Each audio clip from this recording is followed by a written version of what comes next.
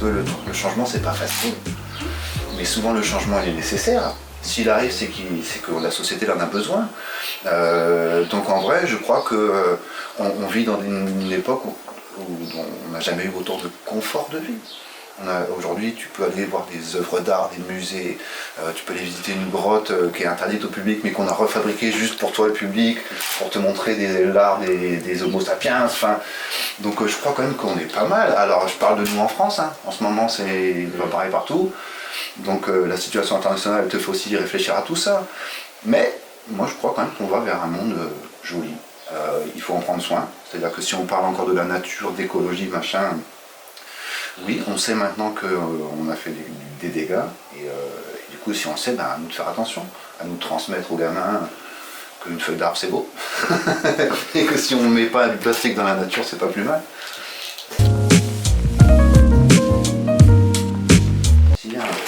C'est très simple en fait, on prend une feuille fraîche cueillie dans un arbre. Alors je peux pas vous dire, il y en a qui fonctionnent, d'autres pas, moi je suis toujours en train d'expérimenter là-dessus. Mais tu prends une feuille fraîche le matin, c'est un procédé qui est saisonnier, c'est-à-dire que ici à Avignon, moi je vais travailler d'avril jusqu'à début octobre, avant et après ça marche pas. Et en fait, une fois que tu as ta feuille, tu poses une photo transparente dessus, comme la même chose que pour un anthotype, donc un positif transparent noir et blanc. Et tu coinces tout ça entre deux plaques de verre. Tu mets ça en plein soleil, et le soir, en général, tu récoltes un truc comme ça. Donc là, c'est une photo de famille, c'est une photo de vacances. En fait, on est tous les 5 plus ma mère qui était là avec nous en vacances. Et du coup, j'aime bien jouer sur les formes là. Donc là, vous avez un cœur, c'est une feuille d'arôme. Mais c'est ça qui m'intéresse là-dessus. Et alors ça, c'est pareil, si on regarde en transparence. C'est en négatif. Ben non. C'est en C'est en positif, mais du coup, tu pourrais imaginer de transformer ça sur un tirage argentique, en négatif, et ensuite en positif. En fait, c'est loin d'être fini. Cet objet, il peut encore servir à faire plein d'autres choses. Donc là, moi, je les garde précieusement à l'abri de la lumière, parce qu'ils ne sont pas fixés. Donc certains dans des livres comme ça, comme dans un herbier. Celui-là, il est super. Moi, je le pose ici, mais celui-là, il est vraiment beau. En fait, selon le végétal, selon la photo que tu choisis, tu vas avoir des choses plus ou moins lisibles. Et là, elle est très lisible, celle-là. Donc ça, elles sont pas encore dans des beaux objets, mais en général, à terme, effectivement, mes belles images, je les mets dans des châssis. Donc ça, c'est des vieux châssis photographiques qui nous servent à aller du labo jusqu'à l'appareil photo, avec les plaques de verre. Et là, moi, celle-là, j'ai pas les appareils qui vont avec, j'ai que les châssis, et du coup, je les transforme en boîte à souvenirs. Comme un album de famille, encore une fois, mais conservé une par une. Et effectivement, comme je vous disais tout à l'heure, à chaque fois que tu la regardes, et notamment si tu la regardes à la lumière du jour, tu vas contribuer un petit peu à sa destruction, puisqu'elle n'est pas fixée. Une des questions qu'on me pose souvent, c'est mais dans le temps? Dans le temps, je sais pas. Dans le temps, j'en ai qui ont 4-5 ans là déjà, qui n'ont pas bougé. J'en ai qui ont été exposées à la lumière, qui effectivement ont disparu. Mais celles qui sont conservées pour l'instant à l'abri de la lumière et à l'abri de l'air, en fait, elles ne bougent pas. Donc une des vraies questions que moi j'ai, c'est qu'est-ce qu'il en sera dans 30 ans? Parce que c'est des photos que j'aimerais transmettre à mes gamines. Là, sur ces feuilles, je travaille vraiment sur ma famille, et notamment sur mes filles qui grandissent. Parce que c'est des modèles pour moi de tous les jours, et puis parce que je trouve ça beau. Des bouilles d'enfants dans des feuilles d'arbres, voilà, un petit peu. Ouais. La magie, ça n'existe pas. C'est la science. C'est de l'illusion. L'un ou l'autre, ou les deux. Et du coup là c'est pareil en fait. La photo c'est magique, mais en fait c'est de la science. Donc si tu veux comprendre, intéresse-toi et va voir un peu ce qu'il y a derrière. C'est comme un tour de magie. Donc là, c'est des connaissances. Et c'est ça qui me plaît, moi. Le collodion, c'est ça. Donc ça, c'est un produit qui a déjà quelques semaines. Donc j'achète du collodion, moi, tout fait. J'y ajoute des sels chimiques, en l'occurrence à de potassium. Je mets ça sur ma plaque de verre. Une fois que c'est sur ma plaque, je vais passer dans un autre liquide qui s'appelle le nitrate d'argent. Et la rencontre entre les sels contenus là-dedans et le nitrate d'argent va faire que ma plaque, au bout de 3 minutes, elle est sensible à la lumière. Alors je sors la plaque, je vais la placer dans un châssis. Donc si c'est un petit format, les châssis modernes ça ressemble à ça. Donc, tout simplement tu ouvres ton châssis, tu mets ta plaque dedans, tu refermes, tu la poses derrière ton appareil, tu ouvres quand tu as besoin de prendre la lumière, tu enlèves ton bouchon, la lumière rentre, hop, tu remets ton bouchon.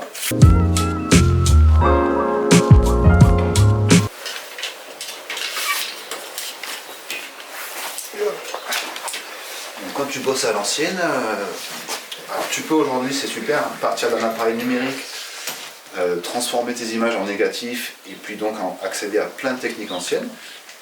Mais il y a certaines techniques, notamment les photos sur plaque de verre par exemple, qui vont demander une chambre. Une chambre, c'est ça.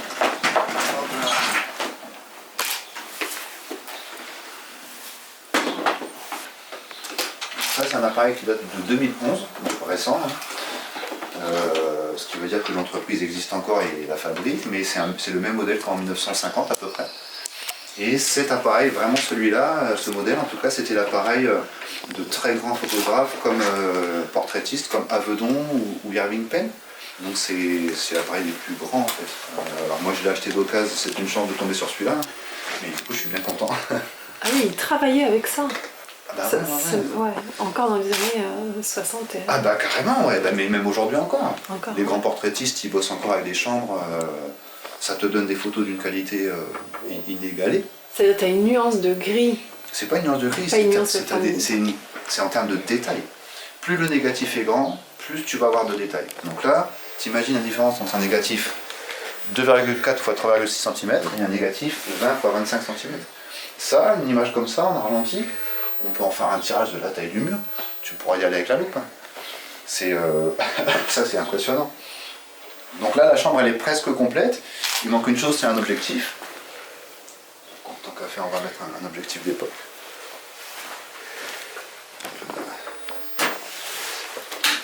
Et là, vous allez... Là, effectivement, donc on est en 1870 à peu près, un objectif Bouttray, donc objectif français, avec le bouchon. Et pour faire des photos avec cette manière, là, on va faire ce qu'on appelle effectivement des photos au bouchon.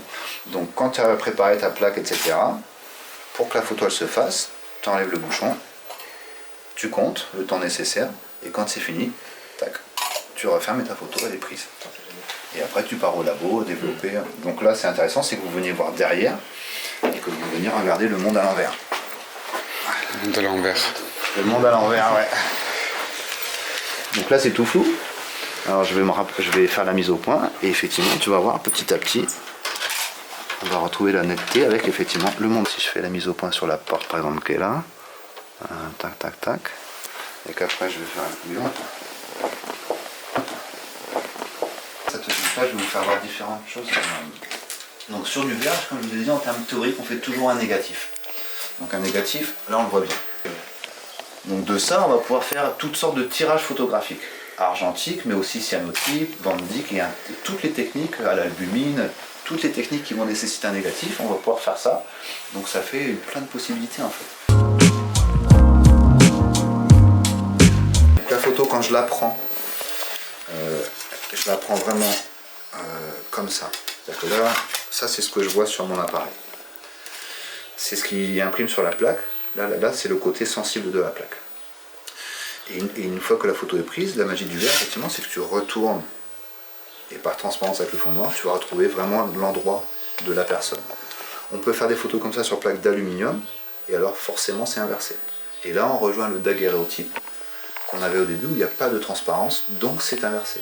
Toutes les photos, les premières photos sont inversées, gauche-droite, parce qu'il n'y avait pas de transparence. Et comme le procédé photographique te projette l'image à l'envers, tu as ton image à l'envers. Et ça c'est 1851, à partir de ce moment-là, on va obtenir des inversions. Sachant qu'en Angleterre, on avait déjà un mec qui travaillait sur des négatifs papier. Donc c'est un process qui existait quand même déjà. Le négatif, en fait, dès le début de la photo, il est présent, quoi. Et il va exister, c'est ça qui est magique. La première photo, elle n'en a pas. Daguerréotype, il n'y a pas de négatif. Ensuite, c'est l'avènement du négatif, avec tous les tirages jusqu'à la fin de l'argentique. Et maintenant, en numérique, on n'a plus de négatif. on a un positif reproductible à l'infini via des tirages, mais c'est fou, c'est plus un négatif. Donc on est revenu quelque part au début, et le négatif, ça y est, a fait son temps. Donc ça, c'est pareil, c'est intéressant d'y penser.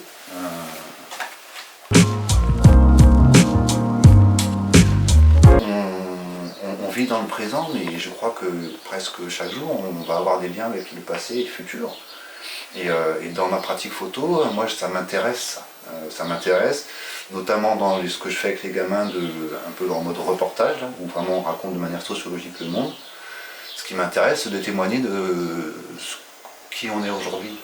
On ne sera plus les mêmes demain, on n'est déjà pas les mêmes que quand moi je suis gamin. Et ça va vite, vite, vite. Donc la photo, elle a quand même ce pouvoir de fixer effectivement des moments. Donc ouais, j'aime cette histoire du temps et pareil, prendre son temps en fait. Dans une société qui va vite, j'aime bien cette idée aussi des fois, prendre son temps. J'aime bien courir aussi, hein, mais dans les techniques anciennes, l'idée c'est d'aller à la cool.